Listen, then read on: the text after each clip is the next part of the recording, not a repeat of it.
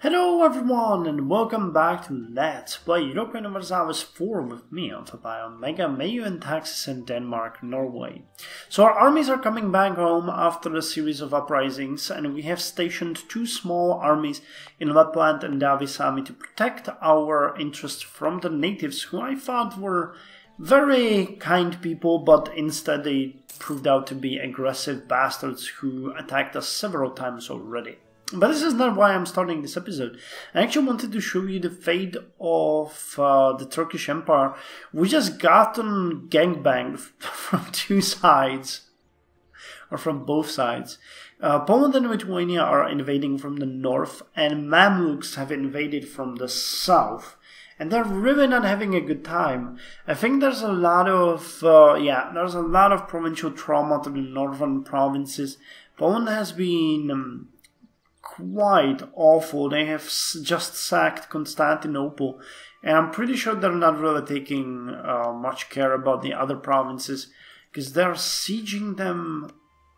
Oh my god, 79% trauma. I have not even seen that. Terrible province trauma. Rashka the same, 40%. So the Ottomans are not having a good time, but you know, I haven't shown you the world in a while, so let's look around a bit. The Mamluks are surprisingly stable, which is something that I haven't seen in a long time, and they're gonna reconquer parts of their provinces that they have lost to the Turks, I believe. We see a bit of the Kenya, Horn of Africa sort of territory. There's a big nation of Ethiopia forming here.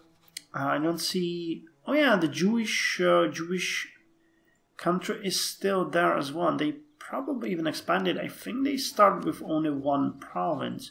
So good on them. Oh my god. Okay, I don't want to see this event. King's reputation tarnished. Some sort of propaganda text is circulating in the court about how Mats I is a ruthless powermonger. This might impact our relations with other countries. Let's execute some... No, we can't. We're just and kind-hearted, so embrace the reputation. That sucks. Okay, well, this is the Horn of Africa. Actually, I'm surprised how Castile has been expanding well into Africa. They conquered most of Fez. I don't think this is... Yeah, that's Tlemcen, so entirely of Fez. And they're actually managing to lower the autonomy of these provinces, and some have started yielding them pretty good profit. So, well, good on them. Actually, what was that? Irrigation canals. Holy crap. Tribal settlements. Huh, interesting. Portugal is still Portugal. France has almost completely united, which is kind of cool to see so early in the game. Hungary is strong. The White Horde has been reduced to a dream of a White Horde. And Sicily has conquered quite a lot of the Roman territories, so they will most likely conquer the rest in the next war. And as far as we go, we have completely reinforced our armies. I'm now gonna lower the maintenance to an amount that, yeah, that will be enough.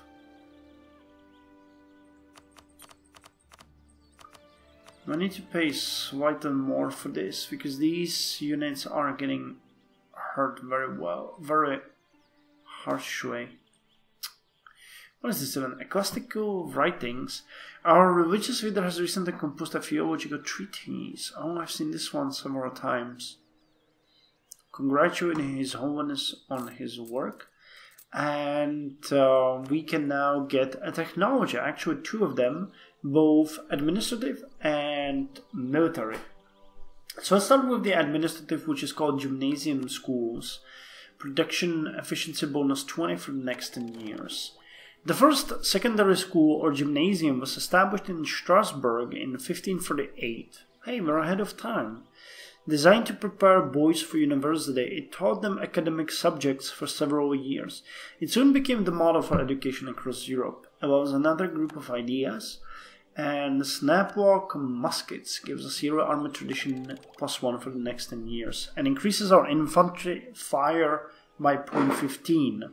Snaplock muskets. Muskets continue to improve, becoming safer, more accurate, faster to reload, and cheaper to purchase. All of this meant that increasing our infantrymen carried a firearm, giving them opportunities to implement tactics designed around the gun. Well, next level is going to be important. Caracol infantry or cuirassiers, military tactics, combat with cavalry fire, and improved flanking. Good on us. And we can now get another set of ideas. Well, I'm actually not sure which one would be good. I'm thinking administrative, reduced inflation, mercenary maintenance, state maintenance, land maintenance, fort maintenance, naval maintenance. Okay, so that's not what I wanted. Bureaucratic ideas, construction time -20%, state maintenance lowered by 10. Oh, this is it. Administrative efficiency increased, co-creation cost is cheaper, yearly corruption lowered, and avoid travel time. Number of states, max promoted cultures, and centralization. Oh yeah, the max centralization is really good. And lowered monthly autonomy is also good. So this could be a good one for us. Or the humanist idea. Idea cost lowered, national unrest lowered, and national tax modifier increased. Years of separatism lowered, max promoted cultures, tolerance of heretics, promoted cultures, tolerance of heathens, and religious unity increased. Or the innovative ideas are also good. Well, whatever it's gonna be, it's not gonna happen right now. Maybe like also the merchant marine or the free trade, but we can't really afford it right now. We're really in deep shit when it comes to our situation. So first we'll need to integrate Sweden, and then we'll see how we can go around this.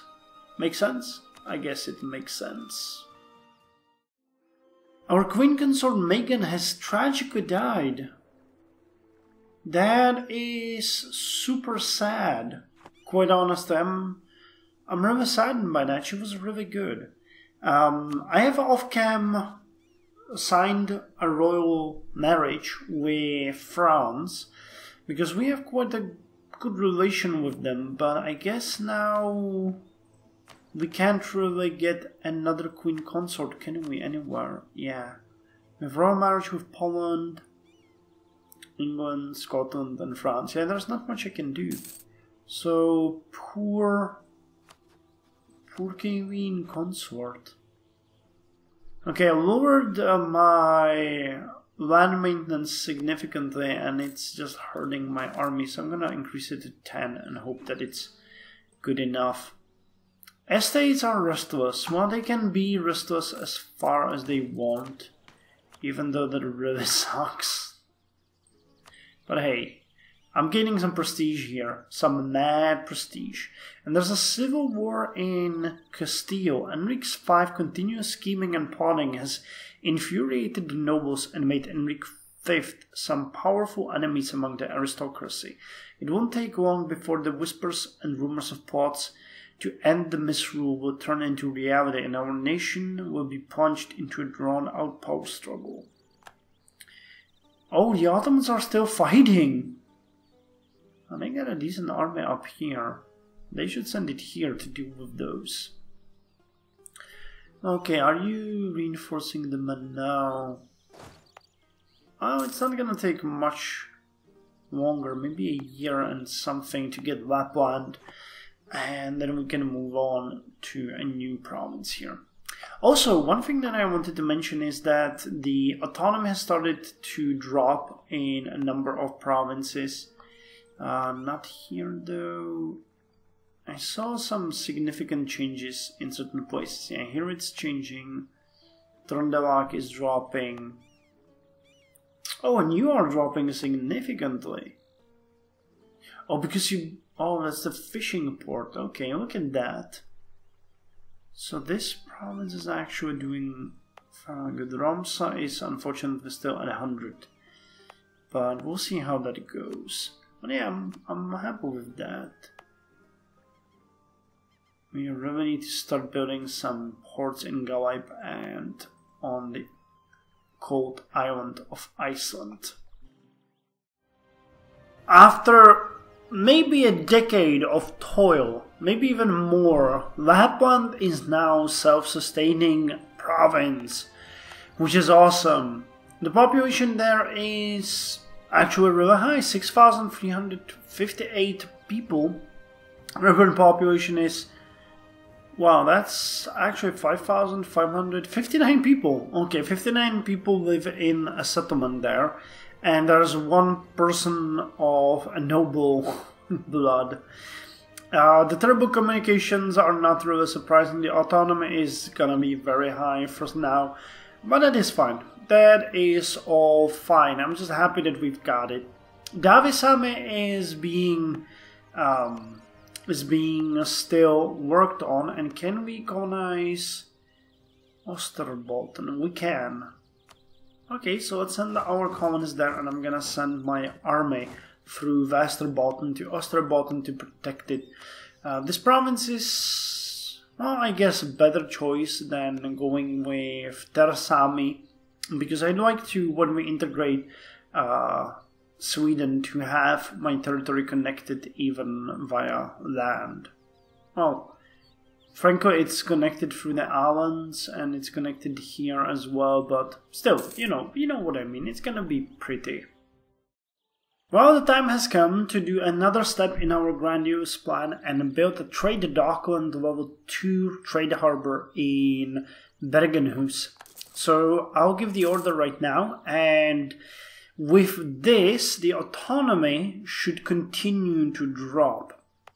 I'm actually considering that we might want to do the Norrlandene next, but I guess this can wait. The northern territories, I'm interested in integrating them, but I'm gonna wait for Sweden to come to its senses. What would be probably best right now is to focus on the most useful places, which might be Stormarn and Wagrien, building the cathedrals. I wanted to do that for a long time. That's going to be a slight bonus to the urban gravity there. And we might afterwards build the marketplace in Stormarn and maybe the warehouse in Wagrien. I'd also like to start working on Galip, which is the next step. This one is super cheap, so building a communal hall, a fishing port, and trade wharf will be a matter of a few months, actually. Oh, France offers us an alliance. I'm sorry, France, but no, I'm not interested in getting involved in whatever shit you're about to do. And when we can build the communal hall, the fishing port, and then the trade wharf, the autonomy here should start dropping sharply. No, the communication efficiency here is just horrible.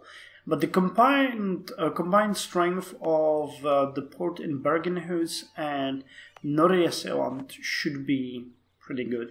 I actually read up a bit on it on the internet, and I'm a bit iffy on the calculation, but from what I understood, it is much better to have a port level 2 here, and actually, rather than having a level 2 port here and here, it is much better to have a port here, here, here, here, and here.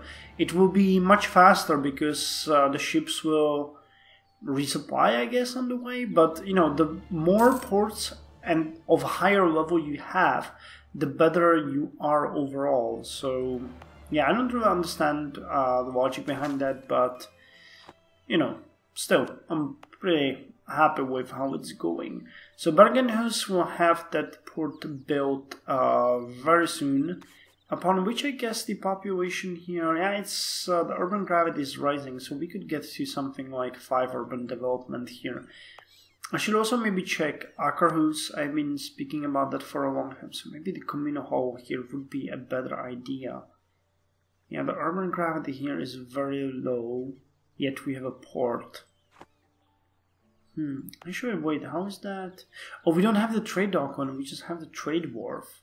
Still, that one wasn't built by me because it requires commune hall to build it. So building that on a level 2 port might be a good idea because the trade value is here fairly high. Well, I'll think about it. We have to be careful with our investments. And Galip is very welcoming because this whole territory is just a no man's land. But so is this. Actually, Davisami will be finished very soon, so I'm looking forward to that as well. An interesting event has happened, which is connected, probably, my guess would be, with the continuing way towards the Reformation. Outbreak of heresy. Because religion is so important to our people, they spend a good deal of time debating morality and scripture. This in itself is no problem, but it sometimes leads them in directions our religious leaders disapprove of. Some of our people have now strayed from the Catholic faith and are openly committing blasphemy. So we can leave people alone, which will gives us religious controversy and a lot of unrest. We can root the heresy by force, or send missionaries to show them the error of their ways. As we are just and kind-hearted, we're gonna send out the missionaries to tell them why they are wrong. Unfortunately, Davisame is still not finished, so I have not much else to tell you. But I want to show you that the Turkish Empire itself has suffered a huge loss of territory to the Mamluks. They even lost some southern territories. But I'm kind of surprised that they did not lose anything in the north. Or... no, actually, no, they did not. I don't know if they had anything here. I don't think they lost anything to Poland, but they are fighting with Chanik here, probably trying to get some territory to substitute the one they lost. Oh, they even lost part of Cyprus. That's interesting. And I'm not entirely sure if this was... if Cilicia was here before. Oh, Aragon has been split in half by 4. That's interesting.